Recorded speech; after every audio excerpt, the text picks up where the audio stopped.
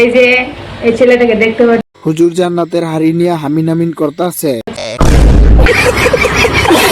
অনেকে ভাবেন উনি আমার স্বামী, আরে না না, ওটা আপনার ছেলে। কিন্তু এটা একেবারে ভুল। নিজের মুখ দিয়া এবার বলবে হামিন হামিন করি আমরা, আর দোয়া কবুল হয় আপনাদের। যে আমার ভাইয়া নাকি স্বামী। এটুক দেখলেই তো বোঝা যায় ভাই নাকি অন্য কিছু।